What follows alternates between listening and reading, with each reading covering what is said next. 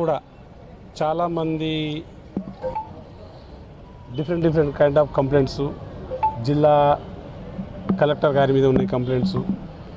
ఏ పని కావట్లేదు, ఏ పని చేయట్లేదు, ఇక్కడ ఏది నడవట్లేదు, దండగా అని మాట్లాడుతున్న కలెక్టర్ని నేను కూడా పలుమార్లు చెప్పడం జరిగింది. కొన్ని కేసుల మీద మరి పాపం అతనికి ఏందో మరి ఇబ్బంది ఏందో చూడాలి, ఆ కేసులు పట్టించుకోవట్లేదు. దానికి ఉదాహరణగా ఈ హాస్పిటల్ పరిస్థితే. టెక్నికల్ స్టాఫ్ దాదాపు 72 మంది ఉండాలి.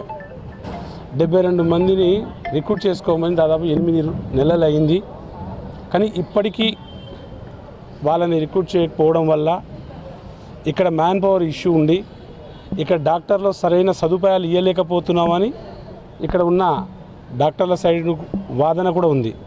మాకు వాళ్ళు ఉంటే కొంచెం మాకు వీలయ్యేది సార్, పేషెంట్స్ ఆగట్లేదు, వాళ్ళ పేషెంట్స్ నశించిపోయి మా చెవులు తూట్లు పడుతున్నాయి, మమ్మల్ని తిడుతున్నారు అని వాళ్ళు చెప్పుకోలేకపోయినా చుట్టుపక్కల వాళ్ళు చెప్పే విధానాన్ని ఇవాళ ప్రత్యక్షంగా ఈ కలెక్టర్ పనితీరు అనేది ఇక్కడ కనిపిస్తున్నది క్లియర్గా.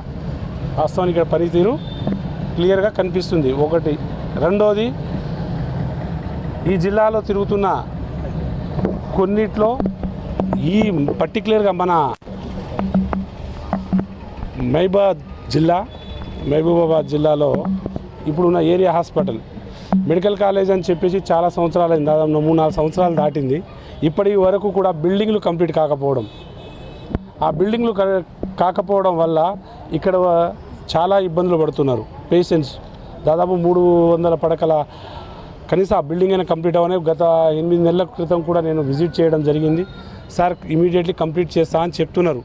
మరి ఇక్కడ ఉన్న ఆఫీసర్లు ఏం చేస్తున్నారో తెలియట్లేదు, ఇక్కడ ఉన్న జిల్లా కలెక్టర్ గారు ఏం చేస్తున్నారో ఎప్పటికప్పుడు పర్స్యూ చేసి దాన్ని కంప్లీట్ చేయాల్సిన బాధ్యత కలెక్టర్ గారికి ఉంది. మరి అది కూడా ఒకసారి చూడాలి, మాట్లాడాలి. అలాగే ఇక్కడ ఉన్న చాలామంది పేషెంట్స్ మాట్లాడే మాట ఏంటంటే, మేము జాయిన్ అయిన 3-4 రోజుల వరకు మాకు స్కానింగ్ కంప్లీట్ కావట్లేదు, ఎక్స్రే కంప్లీట్ చేయట్లేదు, సిటీ స్కాన్ అవ్వట్లేదు. అంటే అతనికి ఎంత పెయిన్ ఉంటే దాన్ని ఇచ్చేయాలి, అది కూడా లేదని, అది కూడా మాకు ఇబ్బంది అవుతుంది. ఇక్కడ నుండి కావాలంటే మళ్ళీ ఇక్కడ ఏ సదుపాయాలు లేకపోతే మళ్ళీ ఏ గాంధీయో ఏ ఎంజిఎంఓ పోవాల్సి, హైదరాబాదో వరంగల్ పోవాల్సి వచ్చిన పరిస్థితి వస్తుందని ఇక్కడ ఉన్న పేషెంట్స్ మాట్లాడడం కోసం మెరుపు. అలాగే చిల్డ్రన్స్ వార్డ్స్లో అయినా కొన్ని ఎక్విప్మెంట్ మెటీరియల్ తక్కువ ఉంది, ఏది కావలసినంత వరకు ఏమీ లేదు. వాళ్ళు ఉన్న దాంట్లో సర్దుకొని నర్సులను వాళ్ళని అడిగితే ఏం కావాలి బిడ్డ మిమ్మల్ని అడిగితే చెప్పుకోలేక కొన్ని మాటలు మాట్లాడుతున్నారు. సరైన సదుపాయమే లేదు సార్. ఏం చేయాలి, ఈసీజీ చేయాలంటేనే మాకు సరైన మెటీరియల్ లేవని అంటున్నారు. ఇప్పుడు ఎమర్జెన్సీ ఐసీయూ వార్డులో పోతో ఎప్పటిదో పాతబడ్డ కంప్యూటర్ ఇది ఉన్నాయి కదా, ఏమన్నా స్క్రీన్స్, ఆ స్క్రీన్స్ కూడా చక్కగా లేవు సార్. కొన్ని పని చేస్తున్నాయి, కొన్ని పనికి రావట్లేవు, ఎప్పుడో పాతబడ్డాయి.